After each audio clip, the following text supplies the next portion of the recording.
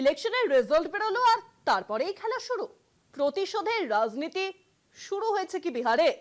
দিল্লিতে সোনিয়া গান্ধীর বাসভবন 10 নম্বর জনপথের মতো এও এক 10 নম্বর সরকারি বাংলো, যাকে ঘিরে এই ঘটনার সূত্রপাত পাটনার সার্কুলার রোডে।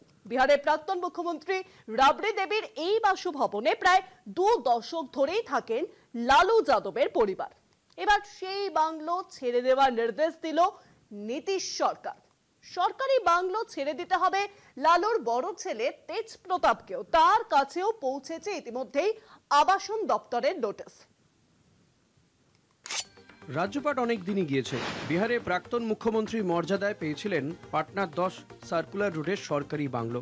2 দশক পরে সেই বাড়িও হাতছাড়া হতে চলেছে যাদব পরিবারের। মুখ্যমন্ত্রী থাকাকালীন অবশ্য 1 নম্বর অ্যানে মার্গের বাংলোয় সপরিবারে থাকতেন রাবড়ি দেবী। 1997 থেকে 2005 পর্যন্ত সেটাই ছিল লালু জায়ার সরকারি ঠিকানা। 2005-এ আরজেডি ক্ষমতা হারালে বাসভবন বদলে যায় রাবড়ি দেবীর। তখন থেকে 10 নম্বর সার্কুলার রোডের বাংলোই ছিল প্রাক্তন মুখ্যমন্ত্রীর ঠিকানা। এবার সেটাও হাতছাড়া হওয়ার জোগাড়। বিধানসভা ভোটে বিপুল আসন পেয়ে ফের ক্ষমতায় ফেরার পর মন্ত্রিসভা বাড়াতে চলেছেন নীতিশ।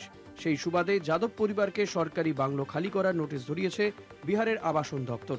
বদলে রাবড়ি দেবীর জন্য বরাদ্দ করা হয়েছে হারিং রোডে 39 নম্বর সেন্ট্রাল পুল হাউস। যদিও সরকারি সিদ্ধান্তে খুশি নয় আরজেডি। উল্টে বাংলো ছাড়ার নির্দেশের মধ্যে রাজনীতিই দেখছে লালুর দল। 2018 সাল থেকে বিহার বিধান পরিষদের বিরোধী নেত্রী রাবড়ি দেবী। সেই পদাধিকার বলেই লালু পত্নী 10 নম্বর সার্কুলার রুটের দাবিদার বলে দাবি আরজেডির। সরকারি বাংলো ছাড়তে বলা হয়েছে লালুর বড় ছেলে তেজ প্রতাপকেও। তাঁর বর্তমান ঠিকানা 26 এম স্ট্র্যান্ড রোড। নীতিশ মন্ত্রিসভার সদস্য লখেন্দ্র রোশনের নামে বরাদ্দ করা হয়েছে তেজ প্রতাপের বাসভবন।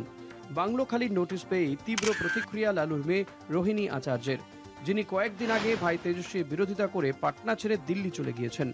এক্স হ্যান্ডেলে নীতিশ কুমারকে সুশাসনবাবু কটাক্ষ করে রোহিণীর পোস্ট। লক্ষ মানুষের মাসিহা লালুকে সরকারি ভবন থেকে সরিয়ে দেওয়া হলেও বিহারবাসীর মন থেকে মুছে ফেলা যাবে না। যদিও যাদব পরিবারকে বাংলো ছাড়ার নোটিশে মুখে কুলুপ আরজেডি মুখিয়া লালু পুত্র তেজস্বীর। কলকাতা টিভি।